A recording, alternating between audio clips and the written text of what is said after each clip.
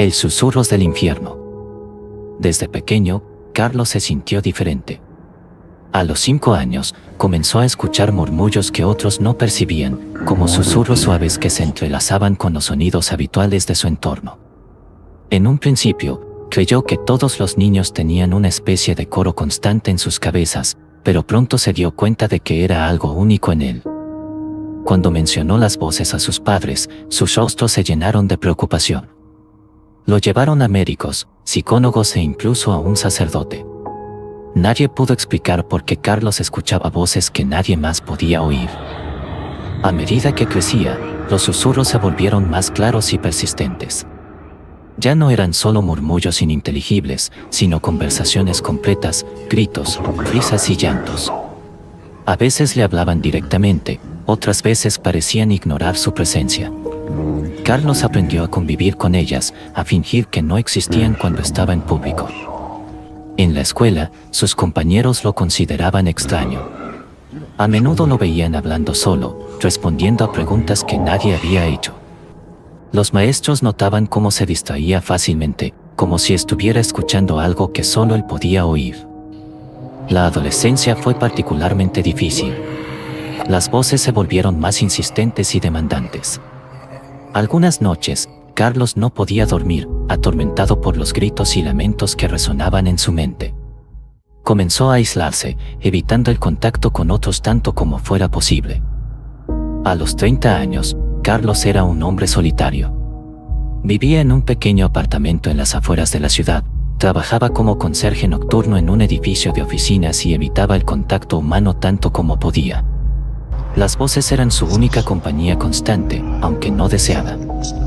Una noche particularmente fría de octubre, mientras fregaba los suelos del 10º piso, las voces cambiaron. Ya no eran el habitual coro confuso de murmullos y gritos. Esta vez, una voz se alzó por encima de las demás, clara y autoritaria. «Carlos», dijo la voz, «es hora de que cumplas tu propósito». Carlos se detuvo, el trapeador suspendido en el aire. Nunca antes las voces se habían dirigido a él de manera tan directa y clara. Tragó saliva, sintiendo un escalofrío recorrer su espalda. «¿Quién eres?», susurró, mirando a su alrededor aunque sabía que estaba solo en el edificio.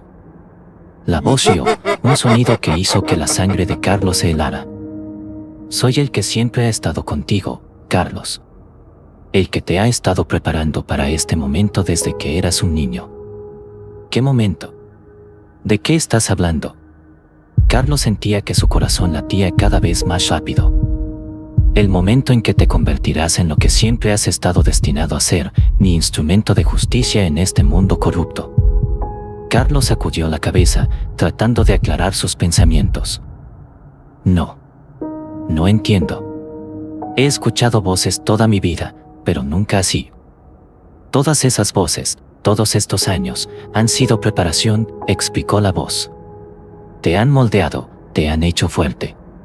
Ahora estás listo para tu verdadero propósito». «¿Cuál es ese propósito?», preguntó Carlos, una mezcla de miedo y curiosidad en su voz. «Lo entenderás pronto», prometió la voz.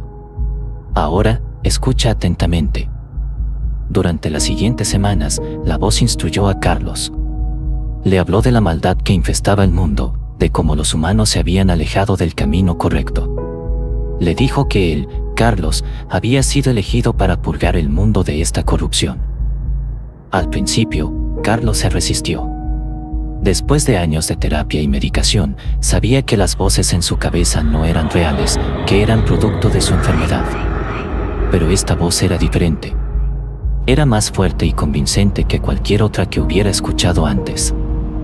Una noche, mientras limpiaba los baños del 5º piso, la voz le dio su primera orden directa. «En el cubículo del fondo hay un hombre», dijo la voz.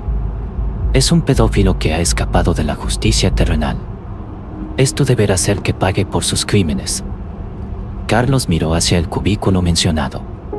Efectivamente, podía ver los pies de alguien bajo la puerta. «No puedo», susurró Carlos. «No soy un asesino». «Eres un instrumento de justicia divina», insistió la voz. «Este hombre merece morir». Si no lo haces, seguirá lastimando a niños inocentes. Con manos temblorosas, Carlos agarró el mango del capeador. Lo sostuvo como si fuera un bate de béisbol y se acercó lentamente al cubículo. «Hazlo», ordenó la voz. «Cumple el destino para el que has sido preparado toda tu vida». Carlos cerró los ojos y golpeó. El sonido del metal contra el cráneo resonó en el baño vacío. El hombre cayó al suelo, inmóvil. «Bien hecho», dijo la voz, sonando complacida. «Este es solo el comienzo». En los meses siguientes, Carlos se convirtió en el instrumento de muerte que la voz deseaba. Cada noche, recibía nuevas instrucciones. Un abogado corrupto en el piso 15. Una ejecutiva que explotaba a sus empleados en el 8. Un político que aceptaba sobornos en el 22. Con cada muerte, Carlos sentía que una parte de su humanidad se desvanecía. Ya no era el hombre tímido y asustado que había sido. Ahora se movía con propósito, con la certeza de que estaba cumpliendo una misión divina. La policía estaba desconcertada. Los asesinatos parecían no tener conexión entre sí, aparte de ocurrir todos en el mismo edificio. No había evidencias ni testigos. Era como si el asesino fuera un fantasma. Pero Carlos sabía que no era un fantasma. Era un ángel de la muerte, guiado por una fuerza superior.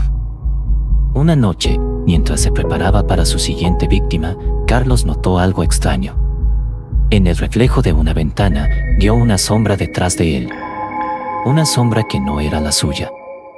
Se giró rápidamente, pero no había nadie allí. «¿Qué fue eso?», preguntó en voz alta. «No es nada», respondió la voz en su cabeza. «Concéntrate en tu misión». Pero Carlos no podía sacudirse la sensación de que algo había cambiado. Comenzó a notar otras cosas, sombras que se movían en el rabillo del ojo, susurros que no venían de su mente sino de los rincones oscuros del edificio. «Algo está mal», dijo Carlos una noche, después de su 10º asesinato. Siento que algo me está observando». La voz rió, pero esta vez el sonido no era reconfortante. Era frío y cruel. «Por supuesto que algo te está observando, Carlos. Yo siempre te estoy observando». «¿Quién eres realmente?», preguntó Carlos, sintiendo que el miedo se apoderaba de él por primera vez en meses. «Creo que ya lo sabes», respondió la voz. «Piensa, Carlos. ¿Quién podría convencer a un hombre de matar en nombre de la justicia divina?». Y entonces, como si un velo se levantara de sus ojos, Carlos lo vio. La sombra que había estado siguiéndolo tomó forma frente a él. Era alta e imponente, con cuernos que se alzaban hacia el techo y ojos que ardían como brasas. «Tú», susurró Carlos, cayendo de rodillas. «Eres el diablo». La figura sonrió, mostrando dientes afilados como cuchillas. «¿En carne y hueso, o algo así?». «Pero, dijiste que era justicia divina. Que estaba haciendo el bien». El diablo se acercó, su presencia haciendo que el aire alrededor de Carlos se volviera sofocante. «Oh, Carlos.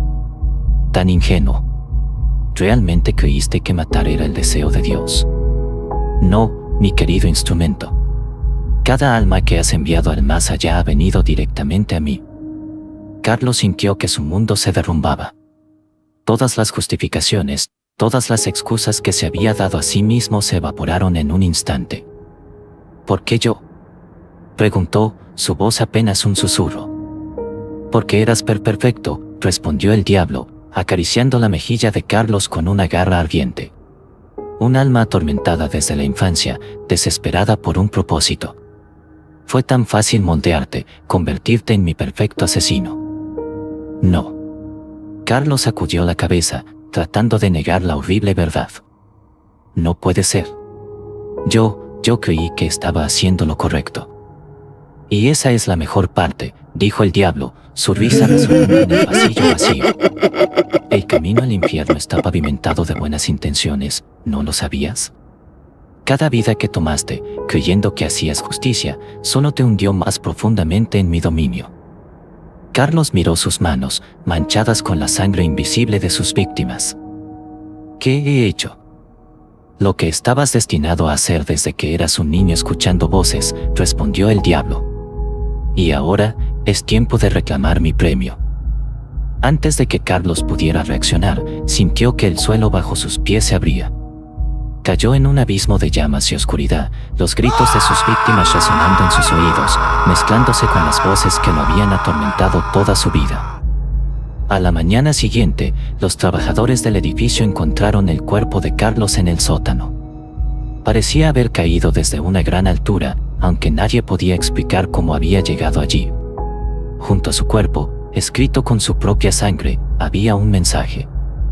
El diablo está en los detalles. La policía nunca resolvió el misterio de los asesinatos en el edificio.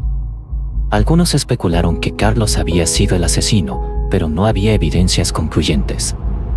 El caso se convirtió en una leyenda urbana, un cuento que se susurraba en las noches oscuras.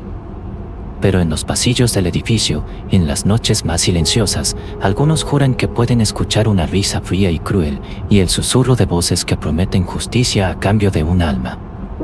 Y en algún lugar, en las profundidades del infierno, Carlos grita, atrapado para siempre en el tormento de saber que su búsqueda de redención solo lo había condenado eternamente. Las voces que lo habían acompañado toda su vida ahora se burlaban de él, recordándole que desde el principio, había sido un peón en el juego del diablo. La lección quedó clara para aquellos que supieron ver más allá de la superficie. Las voces en nuestras cabezas no siempre son lo que parecen, y a veces, el mayor engaño del diablo es convencernos de que estamos haciendo el bien, incluso desde nuestra más tierna infancia.